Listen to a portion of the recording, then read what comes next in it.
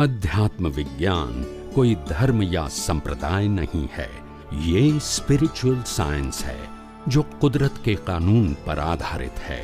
ये विज्ञान पूरे ब्रह्मांड के सभी रहस्यों को उजागर करता है और जीवन के सभी पहलुओं को समझने के लिए एक नई दृष्टि देता है।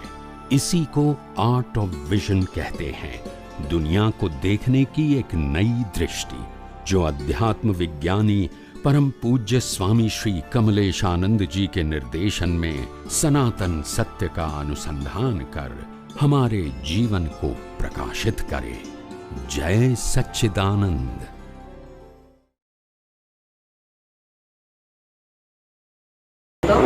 અધીઠ તપનો સંજોગ આવે તો છોડવો નહીં, તો અધીઠ તપ એટલે શું?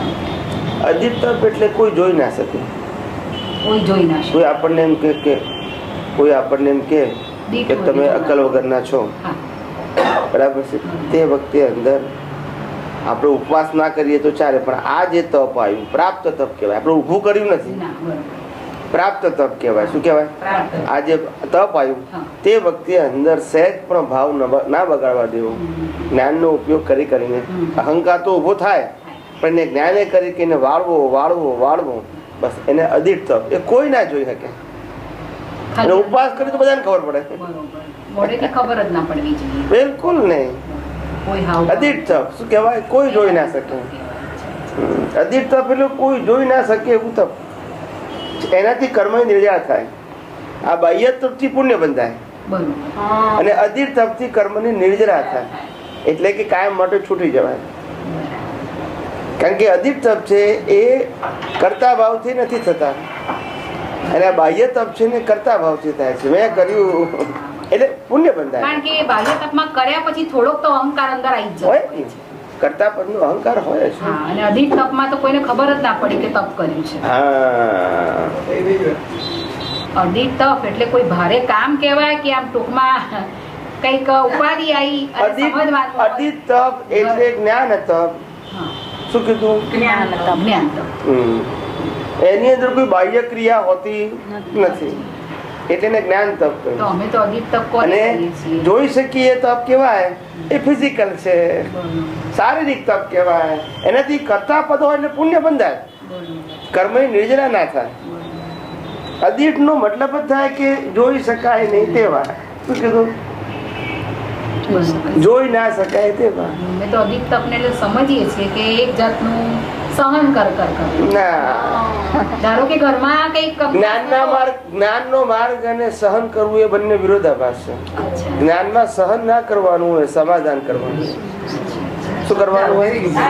હવે હું તમને કહું, એક થોડું વધારે ફોડ પડે એટલા માટે કે તારું ઘરમાં કઈક થતું હોય, અમારા સાસુ વહુને કઈક કકરાટ થતો, આપણેથી ના થતું હોય ને તો દાદાનું જ્ઞાન છે, ચલો કરી નાખો, 2 કલાક 4 કલાક કામ કર કરીએ, એટલે કોઈને આપણી કિંમત ના થતી હોય, આપણને અંદર ખાને તો દુઃખ થતું હોય કે આપણે આટલું કરીએ છીએ પણ કોઈ આપણને એમ નથી કહેતું કે મમ્મી તમે સારું કર્યું, પછી આપણને એમ થાય કે આ તપ કર્યું કહેવાય, એટલે હું એને તપ માનું છું, પણ એ નથી। તપનો મતલબ શું થાય કે અંદર અહંકાર તપે અને છતાં જ્ઞાને કરીને કોઈનો દોષ ના દેખાય, એનું નામ અધીઠ તપ। તપે છતાંય દોષ ના દેખાય, એટલે એ તપ છે ને એ નિર્જરાનું કામ। કોઈનો દોષ દેખાય ને તો પાછો કર્મ બંધ થાય, એટલે તેને જ્ઞાન તપ કીધું ને। જ્ઞાન તપ નો મતલબ શું? કોઈનો દોષ દેખાયું અજ્ઞાન તપ થયું। શું થયું? અજ્ઞાન। કોઈનો દોષ દેખાય તો મારું કોઈ અપમાન કર્યું અને મને એમ લાગે કે આ માણસ દોષિત છે, બસ તો એ અજ્ઞાન તપ થઈ ગયું।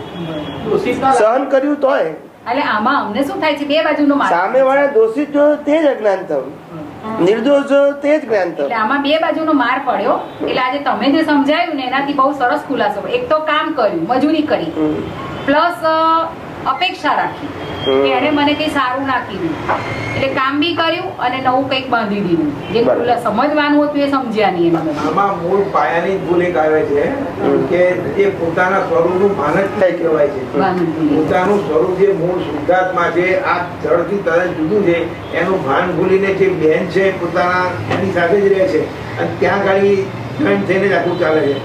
જે સમાધાન છે ને એ લેવલે લે છે. ક્રિયા કરવા બીજા લેવલે, વચ્ચેના લેવલે ક્રિયા કરવાનો સ્વભાવ છે તે મન વચન કાયાનો છે. જ્ઞાનની જાગૃતિનો સ્વભાવ છે તે પ્રતિષ્ઠિત આત્માનો છે. બેનું અસ્તિત્વ જુદું છે, બેનું લેવલ જ જુદું છે. અને મૂળ આત્મા છે એ બેની ઉપર છે, પાછો એ પ્રકાશ આપે છે. એટલે આને મિકેનિકલ આત્મા કહેવાય. શું કહેવાય? જે ક્રિયા કરે છે. પેલો પ્રતિષ્ઠિત આત્મા છે એ ભાવ આત્મા કહેવાય, પુરુષાર્થ આત્મા કહેવાય. અને મૂળ આત્મા જે છે તે ખાલી પ્રકાશ આપે છે, ખાલી પ્રકાશ. એને કઈ કરવાનું નહીં કે બધું કરે છે પ્રતિષ્ઠિત આત્મા કરાવે છે, પુરુષાર્થ કરે છે. જે કરે છે નહીં પુરુષાર્થ. ક્રિયા કરે મિકેનિકલ આત્મા, પુરુષાર્થ કરે એ પ્રતિષ્ઠિત. જે નહીં પુરુષાર્થ શબ્દ બોલો. શું બોલો? પછી જે કરે આ તો બધું કરે જ છે ને, એ મિકેનિકલ આત્મા કહેવાય. ભાવ કરે ને એ બધું પ્રતિષ્ઠિત આત્મા.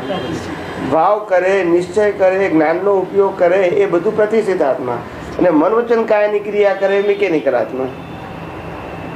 એ મિકેનિકલ આત્મા વ્યવસ્થિત ને આધીન છે, અને પ્રતિષ્ઠિત આત્મા એ આપણા પુરુષાર્થ ને આધીન છે. અને મૂળ આત્મા તો કશું કરતો નથી. એ જોવે પ્રકાશ, પ્રકાશ જોવે નહીં.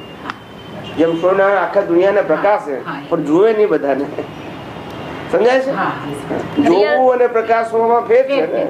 રિયલ અને રિલેટિવ એકાકાર ન થવા દેવું, એ શું તો તપ નહીં?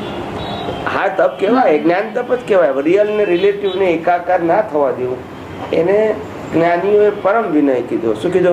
પરમ વિનય. છેલ્લામાં છેલ્લો વિનય કે પોતાની દ્રષ્ટિથી પ્રકૃતિના ભાગને અને પરમાત્માના ભાગને ગુણધર્મે કરીને એકાકાર ના થવા દેવા. દ્રષ્ટિમાં શેમાં? એનું નામ પરમ વિનય. પરમ વિનય ફિઝિકલ ના હોય. બધી છે ને એક્ઝેક્ટ દાખલો આપી સમજાવો તો બેસ્ટ છે. રિલેટિવ ભાગ અને રિયલ ભાગ નું વર્ણન કેમ કહે છે? એટલે કે આ રિલેટિવ ભાગ એટલે કે જે ભાગ વ્યવસ્થિતને આધીન છે, અને જે ભાગ સંપૂર્ણ સ્વતંત્ર છે. શુદ્ધાત્મા એ સ્વતંત્ર છે અને પ્રકૃતિ એ વ્યવસ્થિતને આધીન છે. એ બંનેને ના ગુણધર્મથી અલગ જોવા, અલગ અનુભવવા, એકાકાર ના થવા દેવા. એનું નામ પરમ વિનય. આત્મા એના સ્વભાવમાં છે અને પ્રકૃતિ એના સ્વભાવ. બંનેમાંથી કોઈનો સ્વભાવ બદલવાનો નથી. પરમ વિનય આવો તો બહુ મુશ્કેલી છે. આ હિસાબે બહુ મુશ્કેલી છે પરમ વિનય આવો તો.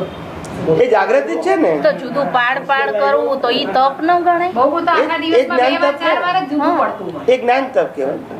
અધિક તપ નહીં. અધિક તપ ક્યારે કહેવાય? અધિક તપ કરવું પણ એ કેવું કહેવાય?